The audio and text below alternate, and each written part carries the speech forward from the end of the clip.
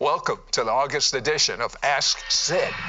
These are questions that came from Facebook and Twitter, and I encourage you, every time you see these questions, these are hot areas. As a matter of fact, this one that we're discussing, false grace. You heard me right. I didn't say grace is false. I said there is a false version of grace. This could very well be the end-time heresy that will lead most to abandon their faith. It's serious business, and that's why I'm going to do this a little different. I asked my friend Dr. Michael Brown, who's a Semitic language scholar. I've known Mike for, he just reminded me, 29 years. Mike, when I hear the word false grace, it's like an oxymoron. That doesn't make sense. What do you mean by that? Well, what I mean is there's something wonderful, beautiful, pure, true grace, the grace that forgives us, the grace that transforms us, the grace that makes us like Jesus. And today there's an epidemic of false grace teaching, the exaggerated grace, adding things to the biblical message, taking it beyond what Scripture says, taking things away from the biblical message. And as much as there's a beautiful, powerful truth, when it's mixed with serious error, it can be absolutely deadly. And we're seeing the negative, destructive effects of it everywhere. But yet I hear of renowned evangelists that hear messages on grace mixed with error, and they end up doing things like divorcing their wife and marrying their secretary. And I'm not exaggerating. Are you hearing reports of people being shipwrecked on this message? Constantly. And it's not just a matter of, are the preachers saying that grace gives you justification for sin? I have not heard any of these teachers that I say have an exaggerated message of grace. I've not heard any of them say that grace gives you a license to sin. Many will say grace empowers you not to sin, but because they mix it with these other errors, because they say we're already forgiven for all of our sins and the Holy Spirit doesn't convict us of our sins and God doesn't see our sins, and no matter what you do, you can't affect your relationship with God or your eternal standing with God. Hey, in moments of temptation and deception, it opens the door. And we were doing outreach at a gay pride event recently with some of our students from Fire School of Ministry, and one young lady who said she was a Christian said homosexuality is sin, but if you're a Christian, you're already forgiven, so it doesn't really matter and you can't help your heart. We hear this all the time, and the moment you quote verses about holiness, conduct, lifestyle, they'll say, no, that's sin management, that's behavior modification, you're putting me back under the law, and they throw out the message of holiness. Well, I have to tell you, I cannot relate to a backslider. I have to tell you, my precious relationship with God, it's so special that I live in instant repentance, and I can't understand why anyone would want to have interference, because the Bible says your sins have separated you from your God. And if you say, well, when I repented when I was born again, that took care of it all, I have news for you. A little leaven will ruin the whole loaf. Let's go to these questions. Mike, Sarah V. says, if we have grace, what does it mean when Jesus said, if you love me, keep my commandments? Why did Jesus ask us to keep his commandments?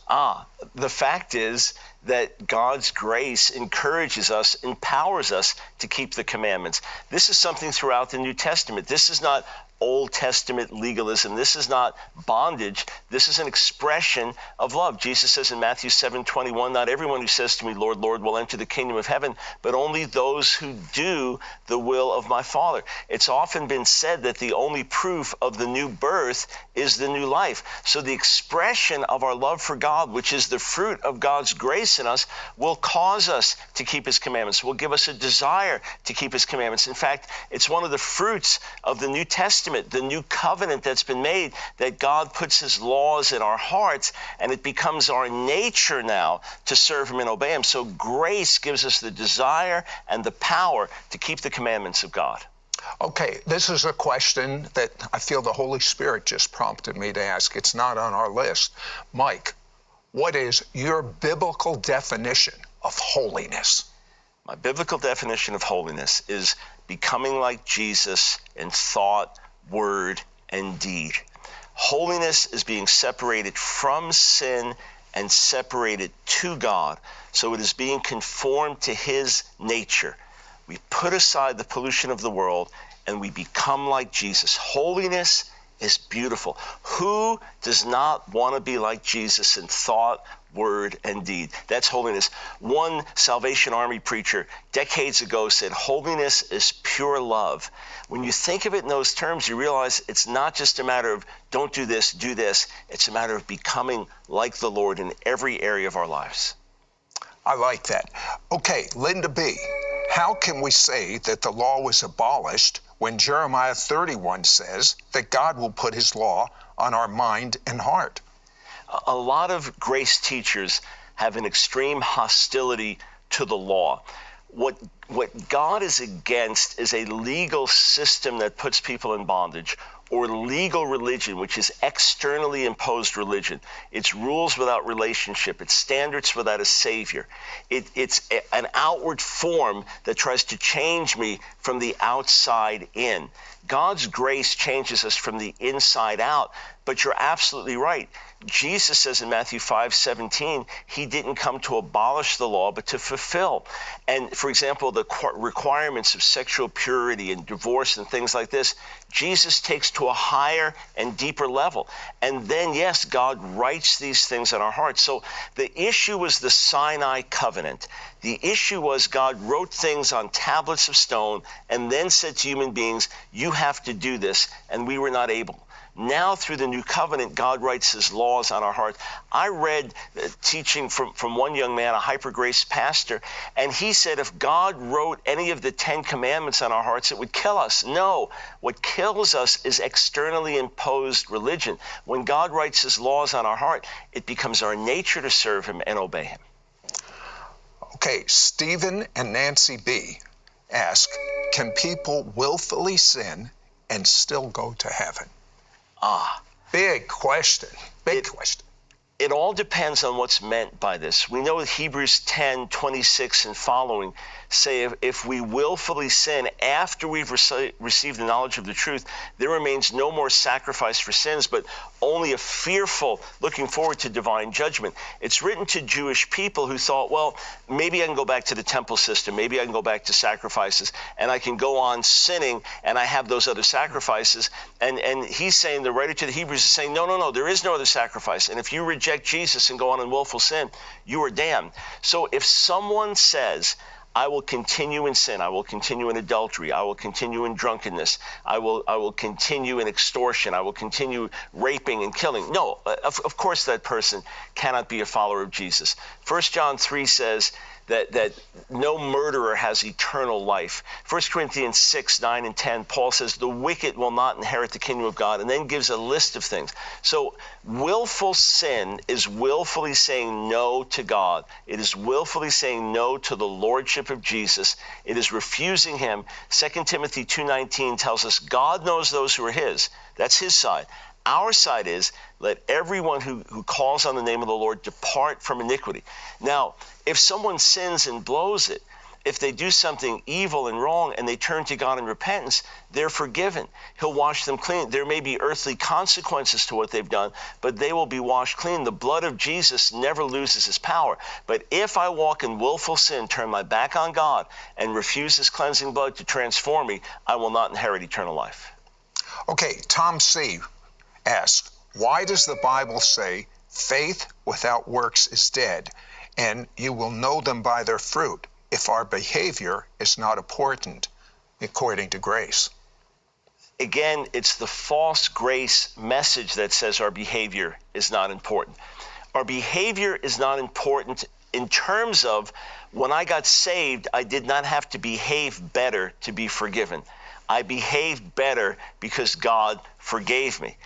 And now, even on a bad day, let's say I didn't pray the way I should have prayed, I'm still a child of God. I'm still loved by God. I'm not in one moment, out the next moment based on my behavior. Oh, I wasn't kind enough to that lost sinner. I'm lost. No, I was kind. I'm saved. So some people can get into this in a hyper mode and get so caught up with how they do every little thing that they live in perpetual bondage. The fact of the matter is, though, our behavior matters a lot.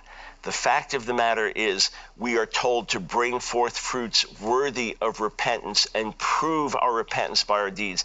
The fact is we are predestined to holiness and good works.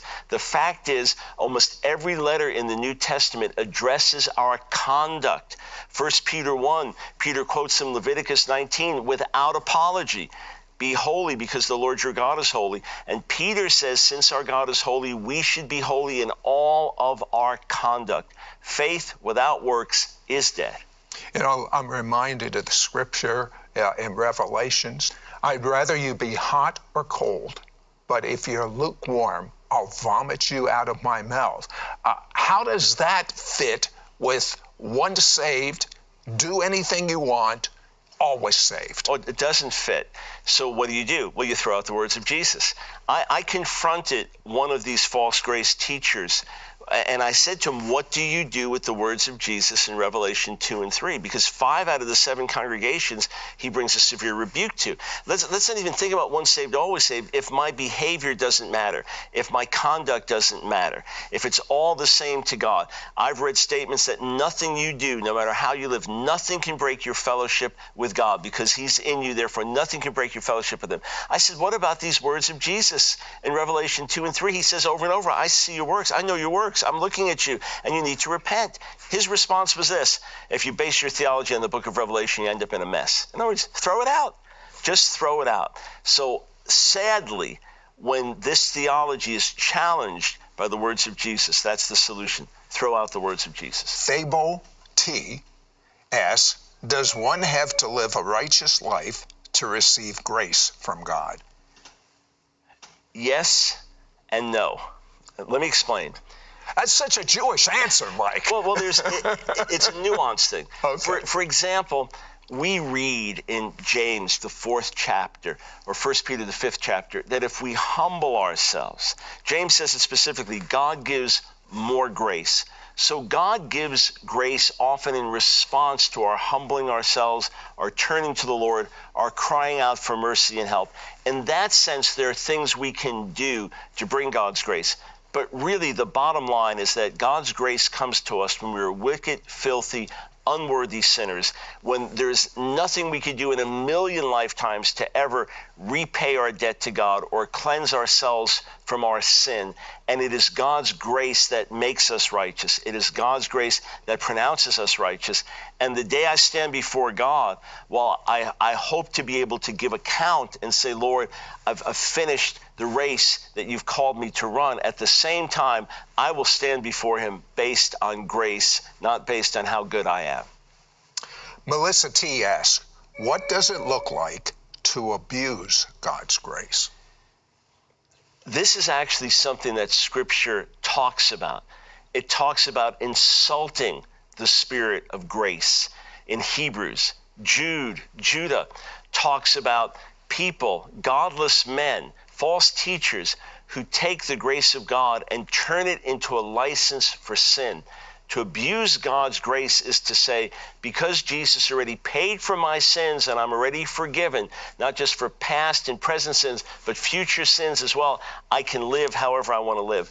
God's grace is abused when rather than it being an incentive to holiness, it becomes an excuse for sin and immorality. Rather than that love touching my heart so that I just want to live for God and please him and serve him. That's what his grace does in my heart. Instead, to abuse it is to say, hey, if I'm forgiven, if I already have a free ticket, to put it in physical terms, if no matter how I eat, what I do, my physical health is going to remain the same, it really doesn't matter.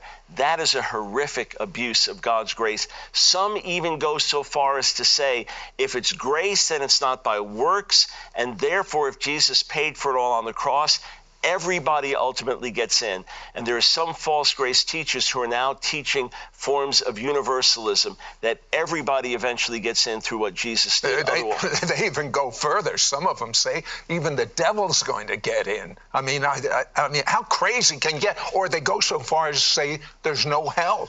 Yes, absolutely. I interacted with one fellow. He posted some completely outrageous things on his Facebook page, and he said, are demons outside of the grace of God? Is the spirit of death outside of the grace of God? And if Jesus didn't walk around rebuking the Pharisees, Jerusalem wouldn't have been destroyed. Jesus could have walked in more grace.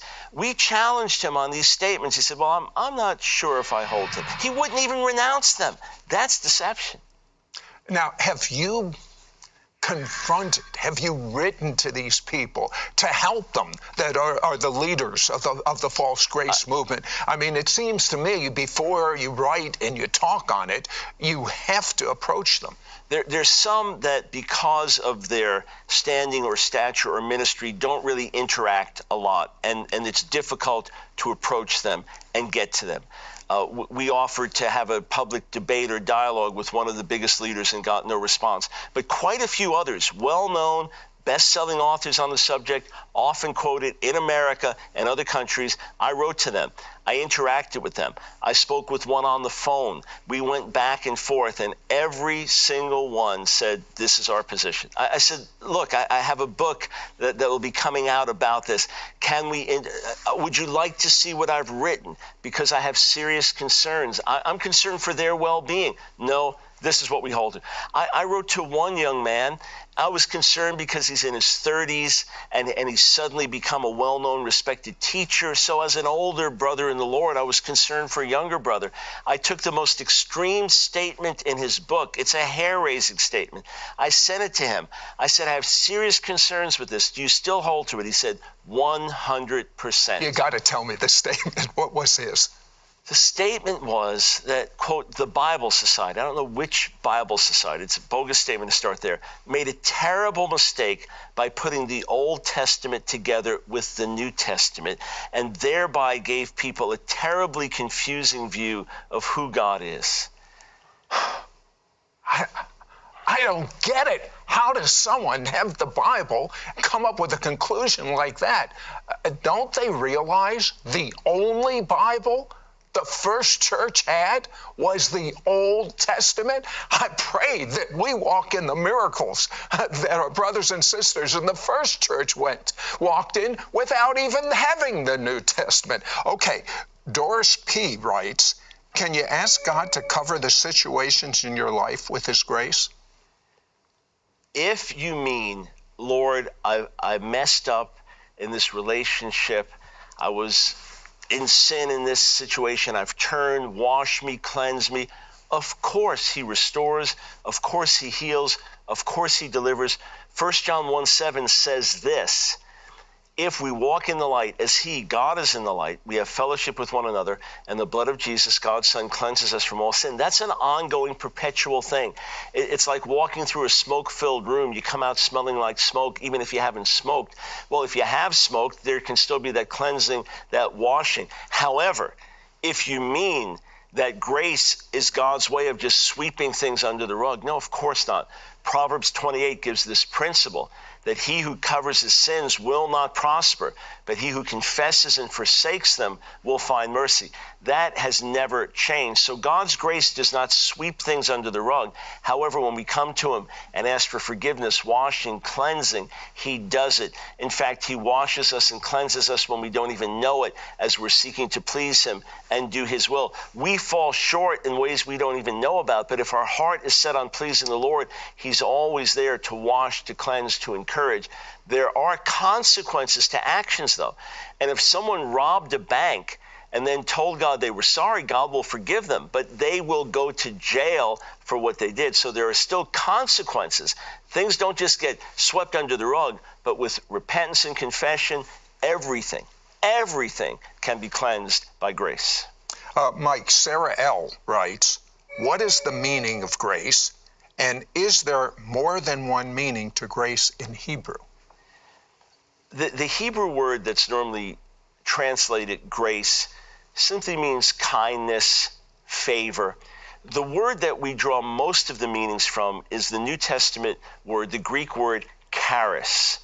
And charis can mean unmerited favor, as in Acts the 15th chapter, when Peter says, Jew and Gentile, we are saved by the grace of God.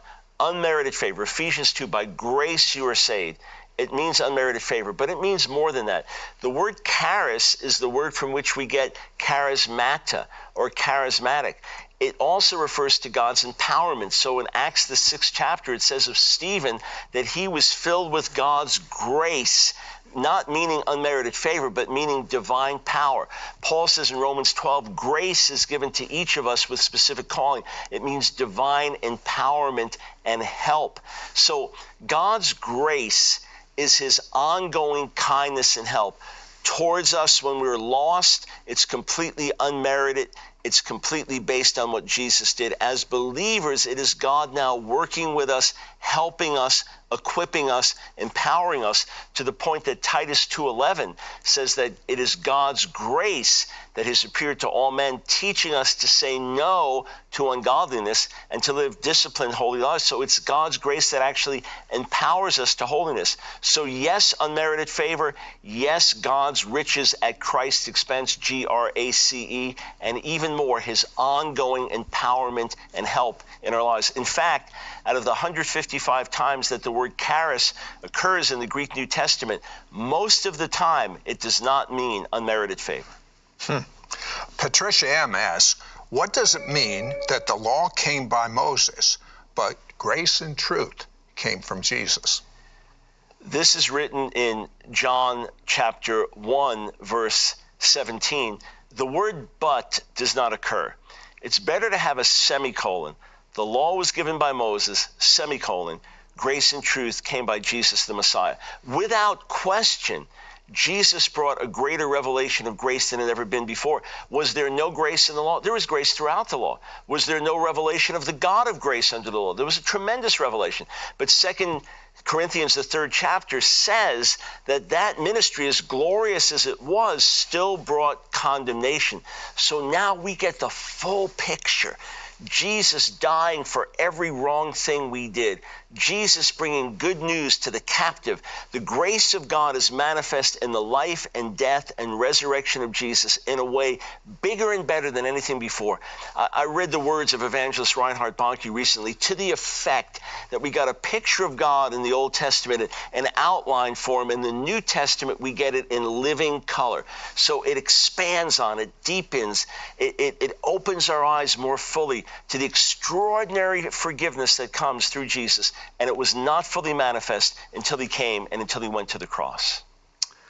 Mike A. writes, because of grace, should we say that the 10 Commandments are out of date? And I'm going to PS this. Most of the false grace teachers have such a disdain for the entire Old Testament, and they say with this disdain, I'm no longer under the law, as if to say the 10 Commandments are out, the entire Old Testament is out. How would you respond? The question of the 10 Commandments is an interesting one because of the question of Sabbath, and that will bring great debate among God's people.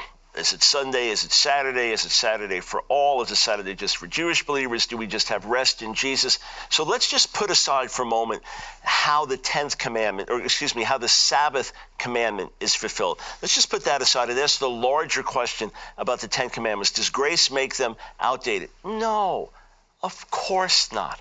What's written in Ephesians 6? Paul says to the children, obey your parents in the Lord, for this is right. Honor your father and mother, which is the first commandment with a promise that it may go well with you. So Paul's actually quoting the 10 commandments and quoting them to believers under grace and saying that this is a principle by which we live and that it's the first commandment that God gave that had an accompanying promise. If you do this, it will go well with you. There's nothing wrong with commandments. Paul gives commandments in the New Testament. This is how you should live. To the Thessalonians, for example, in 1 Thessalonians 4, the word there for instructions really means commandments. These are firm things. Jesus says, if you love me, keep my commandments. There's nothing wrong with commandments. The problem is if they are written on stone rather than written on our heart. But here's what we have to realize. A lot of people say, well, I'm under grace. I don't need all these laws and commandments. And then why does Paul teach us how to live? Why does Paul say, do this, don't do this, live like this, don't live like this? Why does Peter do it? In fact, Peter has a whole book filled with exhortations, how to live, how to be holy, how to walk in submission, how to abstain from sinful fleshly desires, how to resist the devil, the warfare we're in. And he comes to the end of his book, 1 Peter 5, and says, this is the true grace of God. So grace is not in opposition to laws and commandments. Grace empowers us to live out the laws and commandments because they're now written on our hearts. Now, we understand when the New Covenant speaks of no longer under the law, it's talking about no longer under the law for righteousness. We don't need the animal sacrifices. But some have taken it to the point of saying, let's cut the Old Testament out of our Bible. We hate the Old Testament. And I know you've addressed this, but what's the strongest apologetic you can give to that? The strongest apologetic is found in 2 Timothy 3:16, where Paul says explicitly that all Scripture is given by inspiration of God and is useful for teaching, correcting, rebuking, training in righteousness. And what he was talking about was the Hebrew Scriptures, what we call the Old Testament, the Bible. He said it's all given by inspiration and it's useful for these things. Also, 1 Corinthians 10, he talks about what happened to Israel, the sin they committed and how God judged them. He said these things are written down as examples for us. He says that in 1 Corinthians 10:11. And then Romans 15:4, he says everything that was written beforehand was written for us, that we through patience and hope in the Scriptures might endure. Let's also remember that when Paul teaches grace in Romans the 10th chapter, he does it quoting from Deuteronomy. And when Jesus did warfare with Satan in the wilderness, he did it by quoting from Deuteronomy. So we are not under the condemnation of the law. We are not under the law as a system of righteousness. We are not under the law to lead us to the Messiah, as a schoolmaster to lead us to the Messiah. But now in Jesus, the whole Bible takes on a new relevance. It's often been said that the Old Testament is the New Testament concealed. The New Testament is the Old Testament revealed.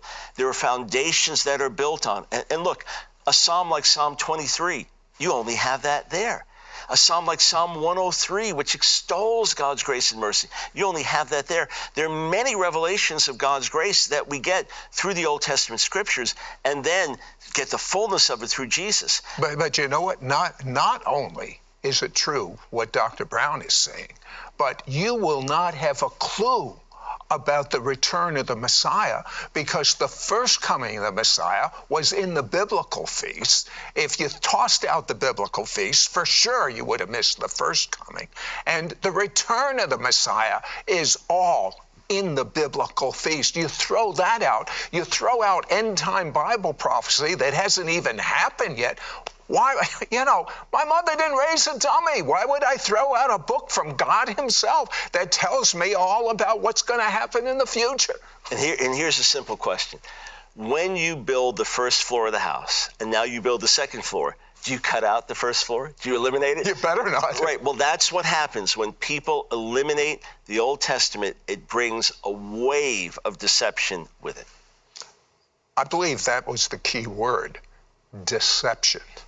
Okay, Oscar L. asks, if grace is sufficient, then does this mean that God will not heal us all the time because he has some higher purpose for us?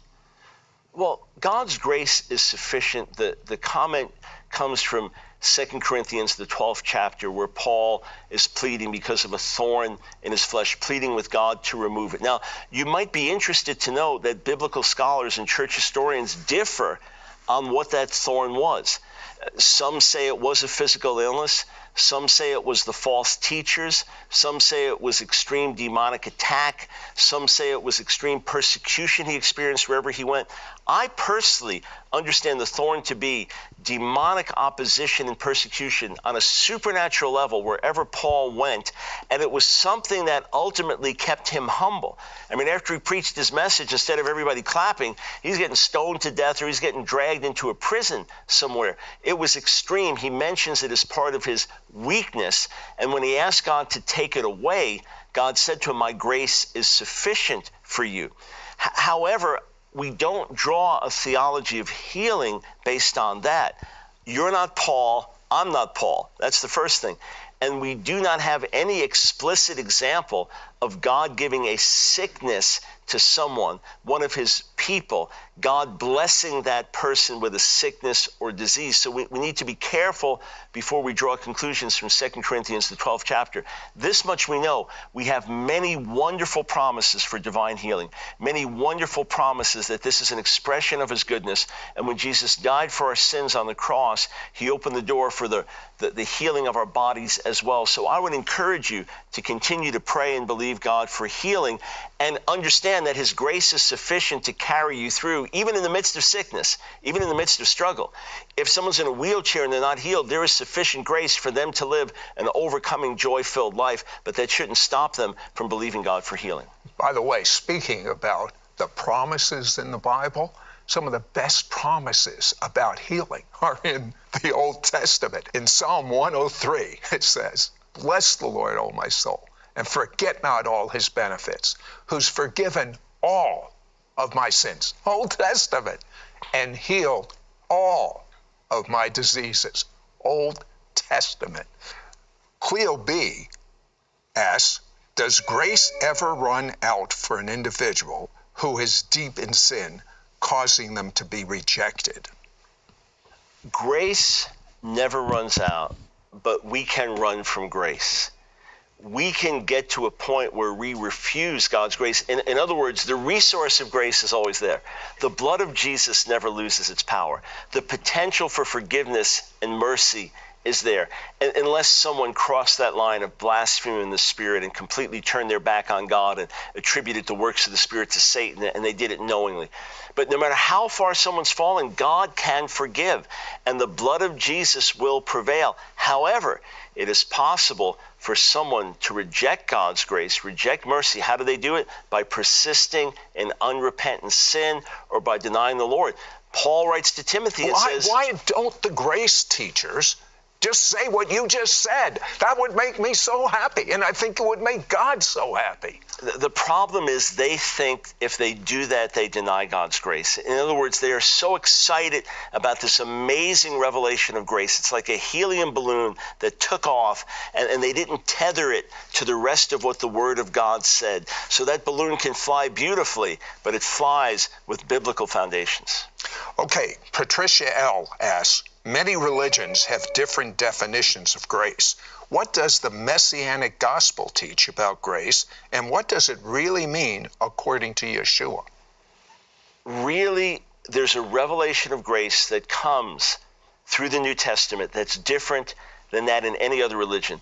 Philip Yancey tells the story of a convening of scholars, a religious conference at Oxford University, and they're talking about different religions and what sets Christianity apart. And they couldn't agree because so many things Christianity has in common with Judaism or with Islam or with this or with that. And they asked C.S. Lewis, and he said, oh, that's easy, grace.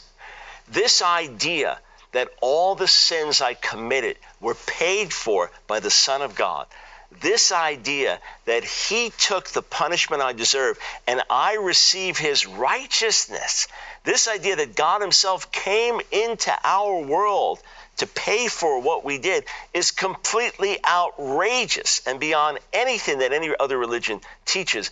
And it's that that gives us new birth and brings us into the family of God. Okay, this is an interesting question here. Ryan C. asks, has God already forgiven our future sins? God has not already forgiven our future sins. This is one of the fundamental errors of the hyper grace or false grace movement.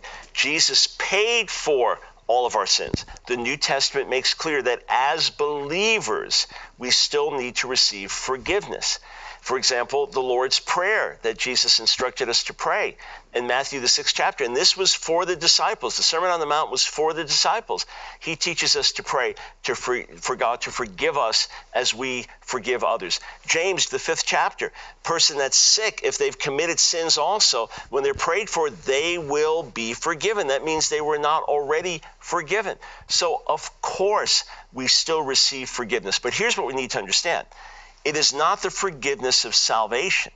In other words, when we got born again, our sins were forgiven and God put us in the category of the righteous. He took us out of the category of the damned, the unrighteous, the unholy, and he put us in the category of the saved, the righteous, and called us holy, and now says, my holy ones, my saints, now live a holy life.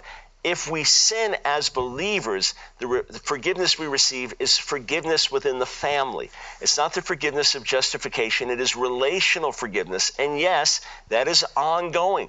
Just like if I sinned against my wife, if I was unkind to her or angry towards her, I would say, honey, please forgive me. That was ugly what I did. There's no justification for it because we have a relationship. Because I have a relationship with God. If I blow it in some way, Father, forgive me, wash me. It's not bondage. It's wonderful. It's pure. It's liberating. And it helps me keep a clean conscience. Matthew J. asks, does the Holy Spirit still convict us of our sins? I've heard the Spirit only convicts the world of sin and that he convinces believers that we are righteous. This is another serious error in the false grace message. Yes, John 16 does tell us that the Holy Spirit convicts the world of sin. But the Greek word that's used there, the word elenko, occurs many different times in the New Testament. And for example, in Revelation chapter 3, verse 19, Jesus says, as many as I love, I rebuke and discipline. Therefore, be zealous and repent. That word for rebuke is that same Greek word, elenko. And then it says in Revelation 3:21, this is what the Spirit is saying to the churches. So the Spirit, because he loves us, comes to correct us. It's just like if you're driving in a car with someone and they start to get drowned. Hey, you wake them up because you don't want to get in an accident. You don't want them to get in an accident. So it's because of the love of God that the Holy Spirit convicts us. But here's what we need to understand. He doesn't condemn us. He doesn't say, away from me, you're unclean, guilty. He says, you've sinned, come close to me, come near to me. He's always desiring to forgive and to restore. But absolutely, the Holy Spirit convicts us of our sins, and it is a life-giving thing that he does. Okay, Robin G. asks, if I'm under grace, doesn't that mean that God no longer sees my sins? A lot of people think that. This is also a terrible misconception. First, if God no longer sees our sins, why does Jesus talk to us about our sins, talks to the believers in the New Testament churches there in Revelation 2 and 3? Why does he address our sins if God no longer sees them? If God no longer sees our sins, why does Paul rebuke believers for this? Why does he talk to the Corinthians and say, look, some of you are sick and some of you even died because of partaking of the Lord's Supper unworthily? If God no longer sees our sins, why do the other writers in the New Testament address them? Of course he sees our sins, but here's the message of grace. He still loves us. He's still committed to us. He still wants to make something beautiful out of our lives. That's grace. That's God saying, I see your sins and I should cast you away, but instead I'm convicting you and drawing you near. I see your sins and I should condemn you, but because of what Jesus did, if you'll turn to me, I'll forgive you. Of course he sees our sins. There's not a syllable in the New Testament that says otherwise. You say, but he says, your sins and lawless deeds, I'll remember no more. Yes, he forgives and forgets, but it doesn't say he doesn't see what we do. And remember, Jesus says to believers in Revelation 2 and 3, I know your works. Okay, Bob A. asks a question. It's almost hard for me to believe this question. Why do some grace teachers say that the words of Jesus no longer apply to us today? They also seem to denigrate the God of the Old Testament, almost as if he's some lesser kind of deity. Wow. I saw an ad in the back of one grace teacher's books, and it said you need to distinguish between the God of the Old Testament and the God of the New Testament. And this teaching series will help you to, rather than view God as this cruel God of the Old Testament, you'll view him as the loving God of the New Testament. This is nothing other than Gnosticism, this idea that the God of the Old Testament is somehow a lesser deity. Let's set the record straight. The God of the Old Testament is the Father of Jesus. And when Jesus says, if you've seen me, you've seen the Father, that's who he is talking about.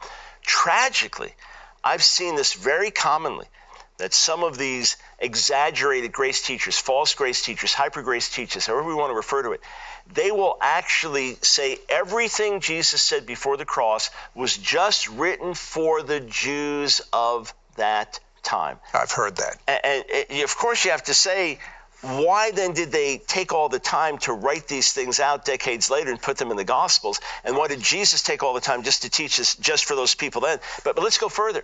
Let's think about this. The Great Commission, Jesus says we make disciples by teaching them to observe everything I commanded you.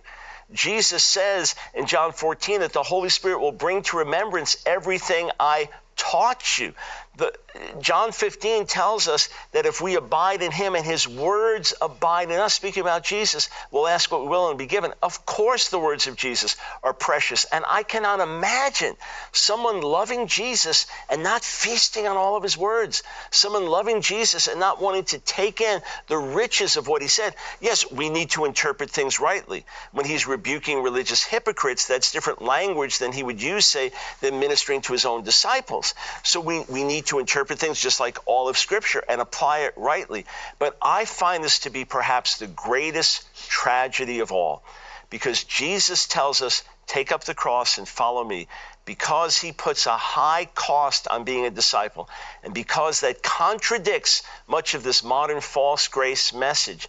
What these teachers do, rather than modifying their theology, they throw out the words of Jesus. And remember what Jesus says, if we're ashamed of him and his words, he'll be ashamed of us. It's really a serious matter. A false gracer teacher on Facebook recently said, I view God as my genie in the bottle.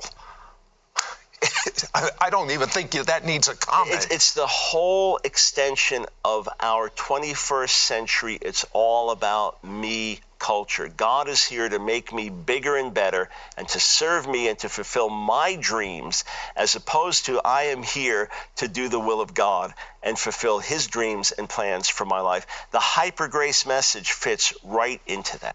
Remember, God says, without holiness, you will not even see him. I want to see him, not when I get to heaven only. I want to see him 24/7. I want to walk in his presence 24/7. Without holiness, you will not see God. As a matter of fact, I know, according to the Word of God, there will be false miracles that will be hitting planet Earth, and God miracles hitting planet Earth like we've never seen before.